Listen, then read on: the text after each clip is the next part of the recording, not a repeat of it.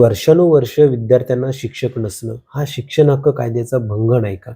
आणि जर तो भंग असेल तर कोणावर कारवाई व्हायला पाहिजे? काय करायला पाहिजे? या अनुषंगाने हे कसं बघता तुम्ही याकडे? असं आहे की देशाचा कायदाच आहे आपल्याजवळ की 2009चा बालकांचा मोफत व सक्तीच्या शिक्षणावरील अधिकार अधिनियम 2009 याच्यामधले कलम हे सगळ्या महाराष्ट्रामधल्या शाळांकरता सक्तीने लागू आहेत खरं पाहिलं तर. हो. कारण तो देशाचा कायदा आहे हो. आणि त्या देशाच्या कायद्यामध्ये त्यांनी असं म्हटलंय की शिक्षक कसे द्यावेत, किती द्यावेत, प्रमाण काय असावं या संदर्भातले निकष ठरवून दिलेले आहेत.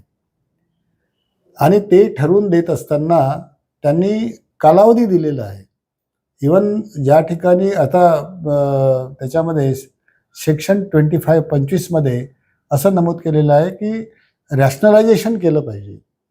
जिथे ज्यादा शिक्षक आहेत त्या ठिकाणचे पटकन काढून ते दुसरीकडे दिल्या गेले पाहिजेत आणि संतुलन त्याचं निर्माण केलं, रॅशनलायझेशन केलं पाहिजे असं म्हटलं. त्याकरता फक्त 6 महिन्याचा कालावधी दिला होता. अजूनपर्यंत असं हे होऊ शकलेलं नाही आहे. आता किती वर्ष झालेत त्याला? 9च्या नंतरचा तुम्ही विचार करा. 2010ला आपण तो राईट टू एज्युकेशन महाराष्ट्रामध्ये लागू केला केंद्र शासनाच्या सोबतच. म्हणजे आता 14 वर्ष झालेले आहेत. 14 वर्षानंतर सुद्धा त्यापैकी राईट टू एज्युकेशन हा देशाचा कायदा असताना सुद्धा आणि त्यामध्ये हा मॅन्डेट दिलेला आहे की नंबर 1 प्रत्येक वर्गाला शिक्षक असला पाहिजे. त्याचं प्रमाण कसं ठरवून दिलं ते सगळं त्याच्यामध्ये नमूद केलेलं आहे. त्यानंतर 6 ते 8चा जो वेगळा गट आहे त्या गटाकरता तिथे जर 100 विद्यार्थी असले तिथे मुख्याध्यापक दिला पाहिजे. याच शाळेमध्ये जर समजा कला, क्रीडा आणि कार्यानुभव या विषयाकरता पार्ट टाईम टीचर त्या ठिकाणी दिला पाहिजे. तो पार्ट टाईम त्याच्याऐवजी राज्य शासनाने तो कायदा मोडीत काढून 7 ऑक्टोबर 2015ला GR काढून हे कला, क्रीडा आणि कार्यानुभवाचे पदं हे नष्ट करून टाकलेले आहेत. आणि त्या जागेवर गावामध्ये कोणी जर समजा कलागुण संपन्न एखादा कलाकार असेल तर त्याला 50 रुपये तासाने बोलवायचं त्या ठिकाणी, त्याच्याकडून त्याचे धडे गिरवायचे, अशा प्रकारचा निर्णय घेतलेला आहे. हे अत्यंत चुकीचं धोरण 2015, 2016, 2017 या कालावधीमध्ये जे धोरण सगळे बदलून टाकले आणि जे निकष महाराष्ट्रामध्ये मला आठवतंय की एक काळ असा होता की राज्य शासनाच्या समोर जेव्हा अशी परिस्थिती निर्माण झाली की मोठ्या प्रमाणामध्ये मराठी शाळा कमी होत आहेत, त्या ठिकाणचे शिक्षक सरप्लस होत आहेत, हे लक्षात आल्याबरोबर राज्य शासनाने निकष बदलून टाकले. 60 विद्यार्थ्याला एक तुकडीन त्याला 1.5 शिक्षक हे जे प्रमाण होतं ते प्रमाण बदलून टाकलं आणि त्याच्याऐवजी 25 विद्यार्थ्यांची तुकडी आणि त्याला 1.5 शिक्षक हे प्रमाण ठेवलंय. सरप्लस होणारे शिक्षक त्या शाळेमध्ये सामावून घेतले गेले. असं धोरण जर त्यावेळेला राज्य शासनाने स्वीकारलं, कारण शाळा बंद होऊ नयेत, गुणवत्ता त्या ठिकाणची कमी होऊ नये या दृष्टिकोनातनं राज्य शासन अशा प्रकारची जर दक्षता घेत असेल तर त्यावेळेला घेऊ शकत असेल तर आता का घेऊ शकत नाही हा प्रश्न आहे. म्हणून यामध्ये बदल होण्याची, खूप आमूलाग्र बदल होण्याची खूप आवश्यकता आहे. सर, पुन्हा एकदा राज्याच्या एका महत्त्वाच्या प्रश्नाकडे वळूयात. जो जुन्या पेन्शनचा जो प्रश्न आहे शिक्षकांचा, तो अनेक वर्ष प्रलंबित आहे. यासाठी आपण पुढाकार घेणार आहात का? निश्चितपणे घेणार आहोत. आम्ही सुरुवातीपासूनची भूमिका ही आम्ही अशीच ठेवलेली आहे की जुनी पेन्शन योजना जशीच्या तशी लागू झाली पाहिजे. आणि खरं पाहिलं तर महाराष्ट्र स्वतःला श्रीमंत राज्य मानते आहे. या श्रीमंत राज्याला भिकेचे डोहाळे लागण्याचं काही कारण नव्हतं. खरं पाहिलं तर तो काही ॲक्ट नव्हता. 2002ला जेव्हा नोटिफिकेशन गव्हर्नमेंट ऑफ इंडियाचं नवीन पेन्शन योजनेच्या संदर्भात आलं त्यावेळेला राज्य शासनाने सांगायला पाहिजे होतं की नथिंग डुईंग, आमचे जे कर्मचारी आहेत, आमचे जे शिक्षक आहेत, या शिक्षकांच्या सेवानिवृत्तीच्या नंतरच्या आयुष्याची आम्हाला अधिक काळजी आहे. बरोबर.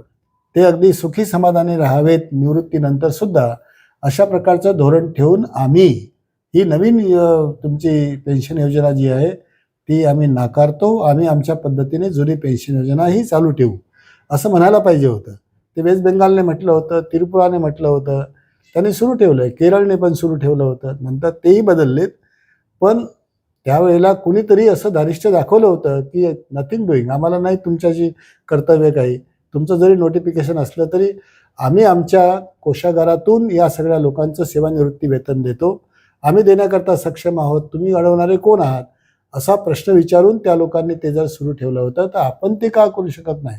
आपण स्वतःला श्रीमंत राज्य समजतो आहोत.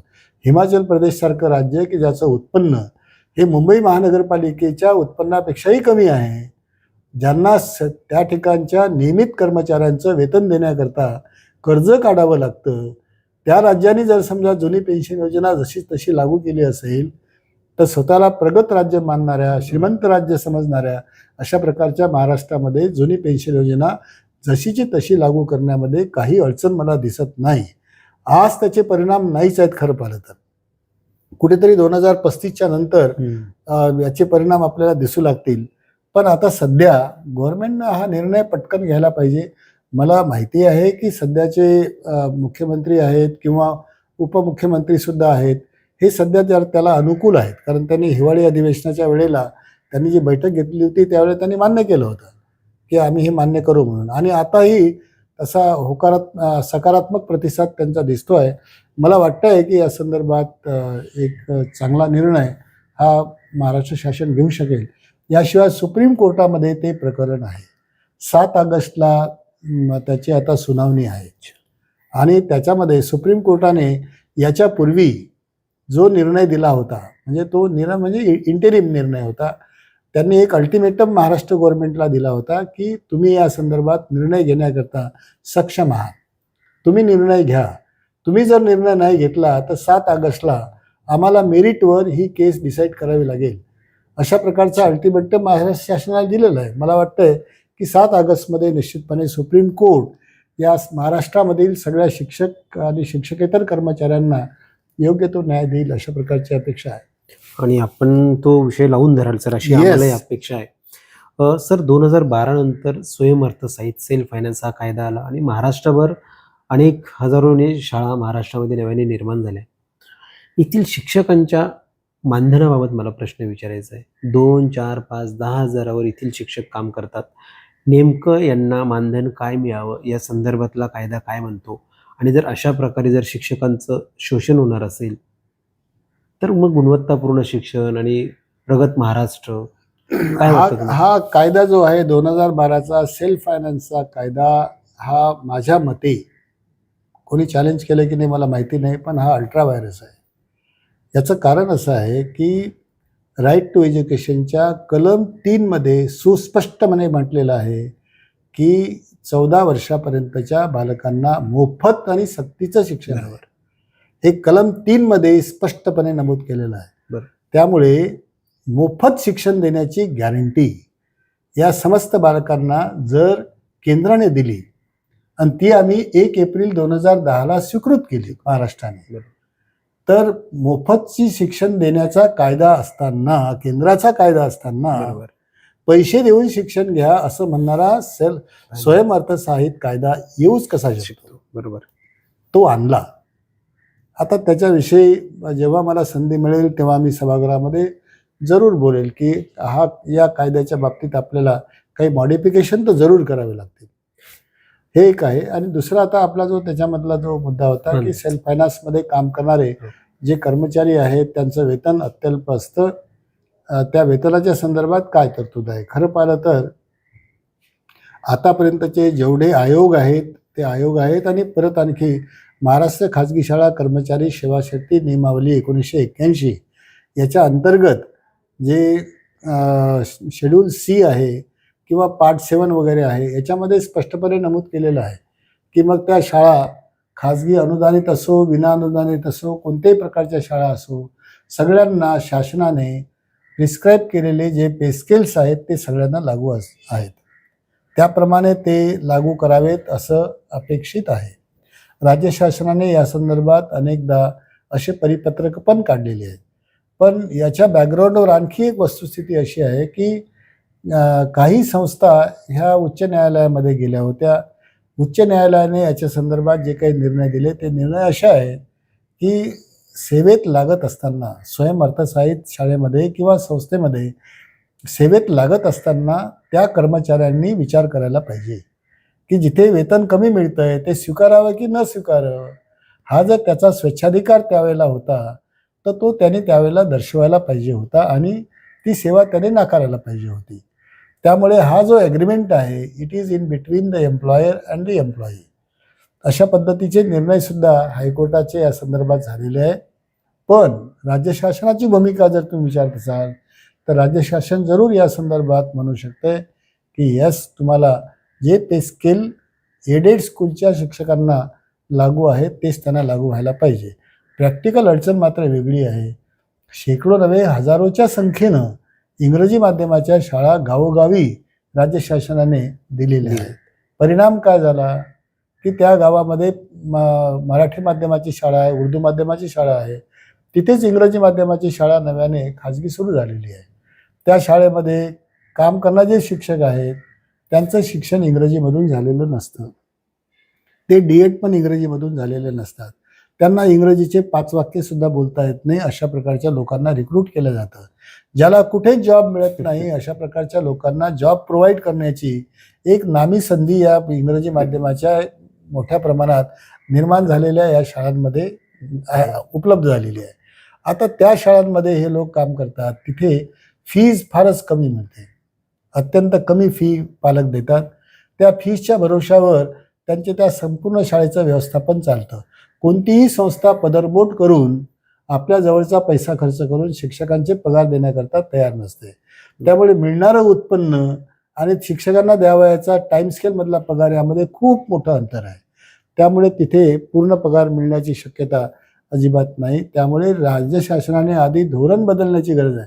दुसरा एक मुद्दा याच्यामध्ये महत्त्वाचा असा आहे की वंचित घटकातील जे मुलं आहेत त्या मुलांना आपल्या राईट टू एज्युकेशनमधल्या कलम 12 सुस्पष्टपणे नमूद केलेलं आहे की त्या 25% मुलांची फी ही राज्य शासनाने द्यायला पाहिजे. त्याला केंद्र शासनाचं मोठं अनुदान मिळतं.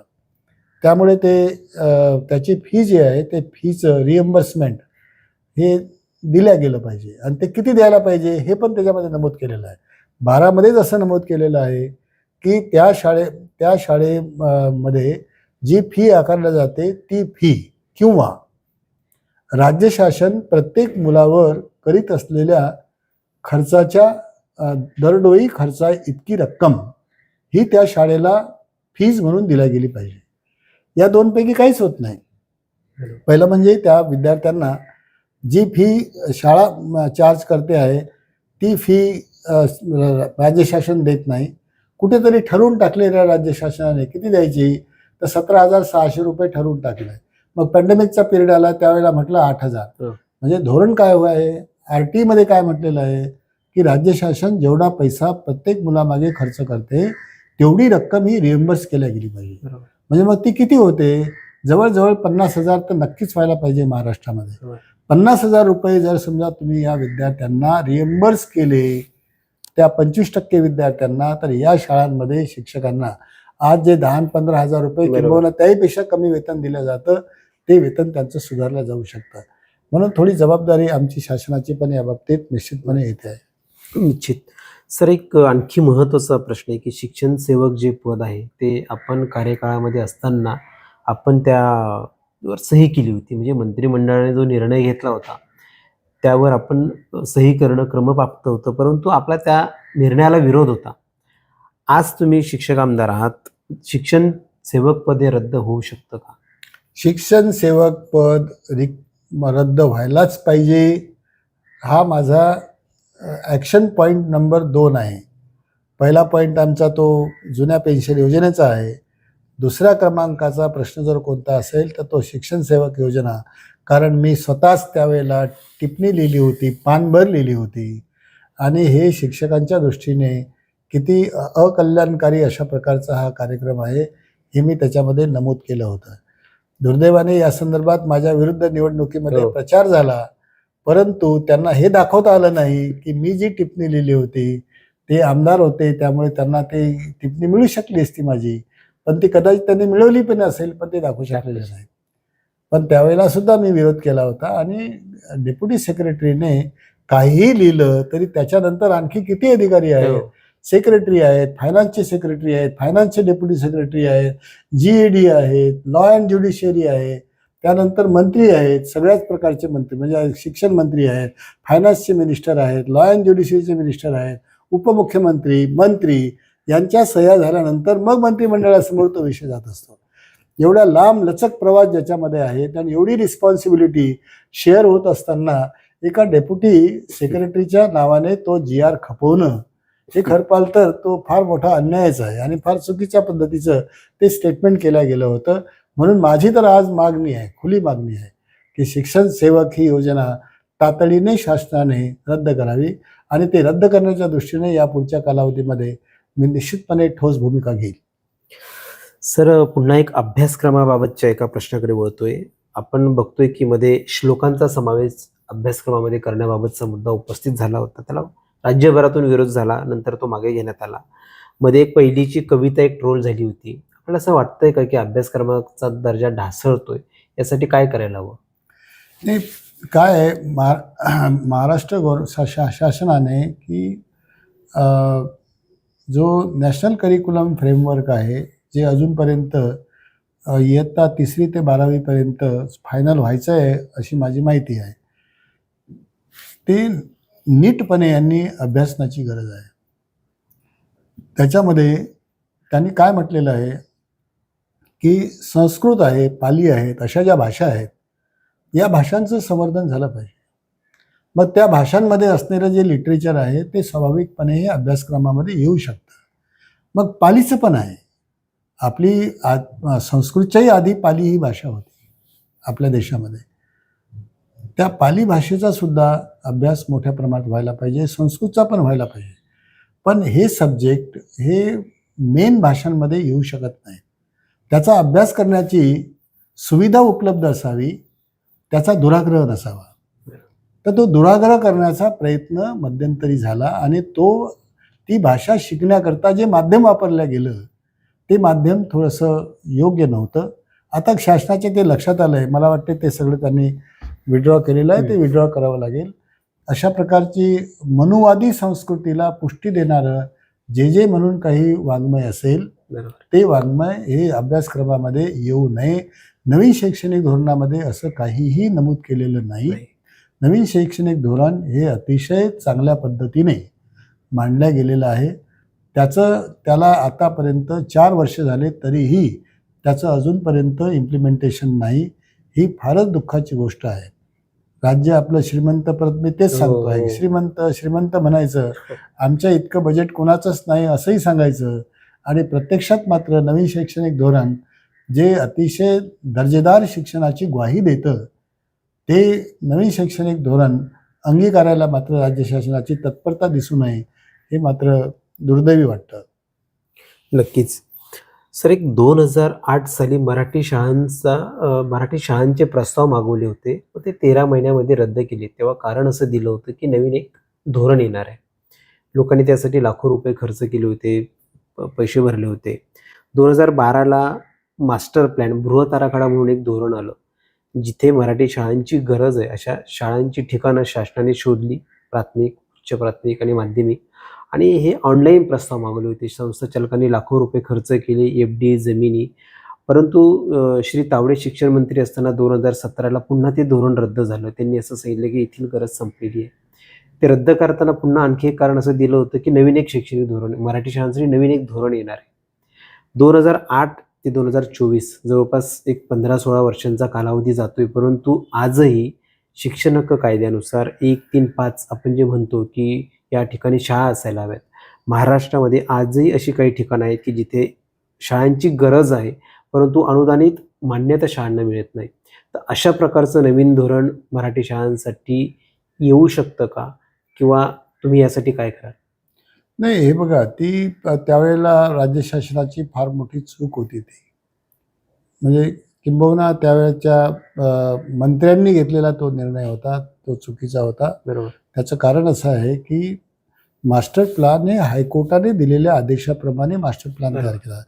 तुम्ही कसंही आपल्या पसंतीने येईल त्याला तुम्ही शाळा देऊन टाकताय आणि त्याच्यामुळे अतिशय ज्याला घातक अशा प्रकारची स्पर्धा ही त्या प्रत्येक गावामध्ये जी निर्माण करू पाहतात ते बरोबर नाही.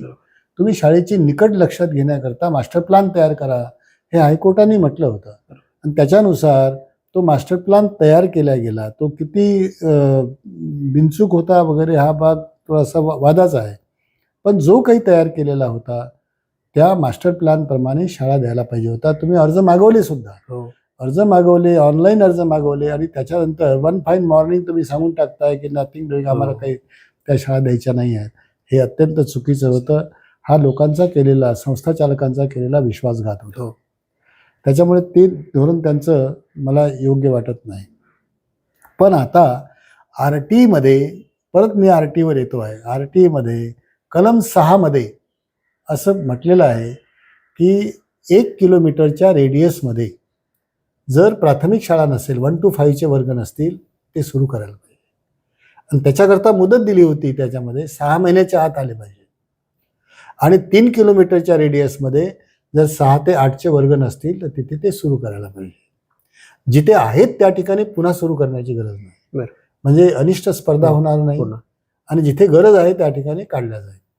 हे बारकाईनं बघितलं गेलं नाही आणि त्याच्यामुळे जिथे गरज नाही आहे त्या ठिकाणी इंग्रजी माध्यमाच्या शाळा देण्यात आल्या आणि मातृभाषेतून शिक्षण घेण्याची ओढ असणाऱ्या त्या गावांमध्ये मात्र या शाळांची गरज असताना सुद्धा त्या मात्र दिल्या गेलेल्या नाही आहेत. हे जे अशा प्रकारचे अयोग्य व्यवस्थापन जे झालं आहे ते दुरुस्त होण्याची आवश्यकता आहे.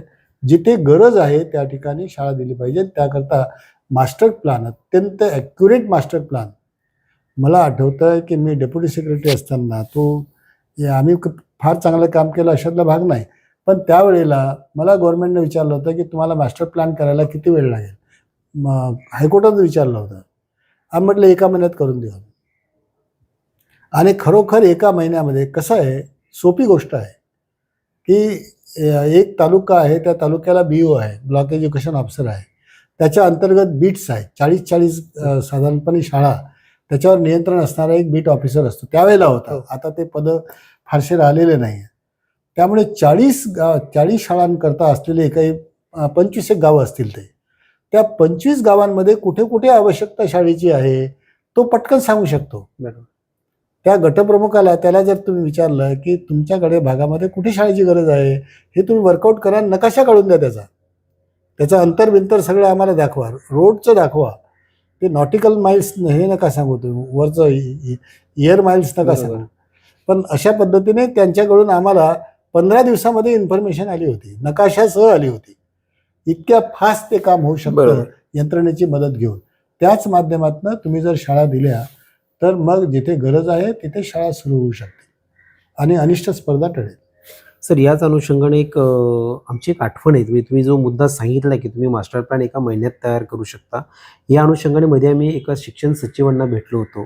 त्यांचं असं म्हणणं होतं की महाराष्ट्रामध्ये आता एकही मराठी शाळांची गरज नाही. आणि आम्ही यादी हातात घेऊन बसलो होतो की महाराष्ट्र सोडा, तुम्हाला ठाणे, पालघरमध्ये आम्ही अशी ठिकाणं दाखवतो की जिथे मराठी शाळांची गरज आहे. मग त्यांचं असं म्हणणं होतं की नाही, मग सर ते त्यांना अनुदान द्यावं लागेल, पैसा द्यावा लागेल, राजकारण्यांकडे जावं लागेल, राजकीय पक्षाला विरोध करतील. म्हणजे अशा प्रकारची स्थिती आहे. खरं तर ही वाईट गोष्ट आहे. अगदी शेवटचा प्रश्न आहे सर, आपल्या भविष्यातील शिक्षणाबद्दलच्या काय योजना आहेत? प्रामुख्याने तुम्ही कोणत्या प्रश्नावर काम करणार आहात? नाही, आता मला शिक्षकांनी ज्या कारणाकरता निवडून दिलं, जे त्यांच्याशी माझा जो संवाद झाला, त्या संवादामध्ये जे जे प्रश्न त्या लोकांनी उपस्थित केले माझ्यासमोर, ती माझी प्रायोरिटी आहे. कारण मी त्याच्यामध्ये त्यांना तसं मी कधीच असं म्हटलेलं नाही की मी अमुक करेल तमुक करेल. असं जरी म्हटलेलं नसलं तरी लोकांच्या समस्या मी नीटपणे समजून घेतलेल्या आहेत. त्यामुळे त्याच्यावर काम करणं हे माझं कर्तव्य मी समजतो आहे. त्या दिशेनं मी पावलं टाकेल. आणि मागच्या या जवळपास एक 10 ते 12 वर्षामध्ये खास करून जे काही चुकीचे शासन निर्णय निघालेत किंवा राज्य शासनाचं धोरण प्रगट झालं, त्याच्यामध्ये दुरुस्ती करण्याच्या दृष्टिकोनातून मी प्रयत्न करेन. त्यामध्ये प्रायोरिटी नंबर 1 म्हणजे संच मान्यता आहे. शिक्षकांच्या मंजुरीचे जे निकष आहेत किंवा शिक्षकेतर कर्मचाऱ्याच्या मंजुरीचे जे निकष आहेत ते निकष अत्यंत चुकीचे आणि शिक्षणाला घातक असे आहेत. त्यामुळे ते बदलले पाहिजे. हेतू हा असला पाहिजे की प्रत्येक विषयाचा शिक्षक प्रत्येक शाळेमध्ये वर्गाकरता उपलब्ध असला पाहिजे आणि त्यानंतर बाकीचा जो त्यांना मदतीला आवश्यक असणारा जो स्टाफ आहे, मग क्लार्क आहेत, शिपाई आहेत, शिपायांची पदच यांनी कमी करून टाकलेली आहेत आणि ते आउटसोर्स करा म्हणतायत आणि 10,000 रुपये पगार. तो किती उपयोगाचा शिपाई असतो शाळेमध्ये. त्याच्याकडून वेगवेगळ्या प्रकारची कामं, विश्वासाची कामं ही करून घेतल्या जातात आणि त्याची उपयोगिता दुर्लक्षून ते पदच कमी करून टाकलेलं आहे. हे सगळे शिक्षक आणि शिक्षकेतर कर्मचाऱ्याच्या बाबतीत जे काही राज्य शासनाने आतापर्यंत जे निर्णय घेतलेत त्याच्यामध्ये सुधारणा करण्याची आवश्यकता आहे. त्या दिशेने मी जरूर प्रयत्न करेल. शाळांना वेतनेतर अनुदान मिळत नाही, त्याच्याकडे मी लक्ष घालेन. मी जुनी पेन्शन योजनेच्याबद्दल तर आपल्याला आधीच सांगितलेलं आहे. तो विषय एक आणखी महत्त्वाचा आहे.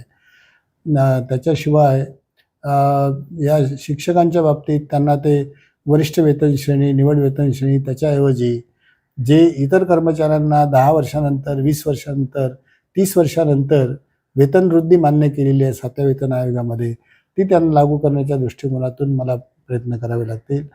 आणि गुणवत्तेच्या दृष्टिकोनातून शालेय गुणवत्ता, कारण हा एक महत्त्वाचा भाग आहे. शिक्षकांची पदंसुद्धा जोपर्यंत तुम्ही विद्यार्थी त्या माध्यमातून मोठ्या प्रमाणामध्ये शाळेमध्ये आणत नाही आणि ते आणले जातील जेव्हा त्या संस्थेमधली गुणवत्ताही सुधारेल. आणि म्हणून त्या दृष्टीने सुद्धा प्रयत्न करण्याची गरज आहे. कारण हे VCS सर्कल आहे. तुम्ही चांगले शिक्षक दिलेत, चांगल्या सुविधा निर्माण केल्यात, विद्यार्थी त्या संस्थांमध्ये येतील आणि त्यांचे पदं पण टिकतील आणि परत तिथे गुणवत्ता निर्माण होऊ शकेल. या दिशेने माझा प्रवास यापुढचा राहील. नक्कीच सर. हे होते जमो अभ्यंकर सर. खरं तर प्रदीर्घ असा जवळपास 55 वर्षाचा अनुभव असलेले मला असं वाटतं हे एक वेगळं उदाहरण आहे, जे शिक्षक आमदार म्हणून आज काम करत आहेत. खरं तर आम्ही अशी अपेक्षा बाळगतो की आजपर्यंत राज्याचे, महाराष्ट्रातील आणि मुंबईतील जे काही शिक्षकांचे शिक्षणातील सगळे जे प्रश्न असतील ते अतिशय झुंजारपणे सर मांडतील, ते सोडवण्यासाठी प्रयत्न करतील. सर, आपण आमच्या झेंडा मराठीच्या यूट्यूब चॅनलसाठी संवाद साधण्यासाठी वेळ दिला त्याबद्दल आपले खूप खूप आभार. धन्यवाद. धन्यवाद.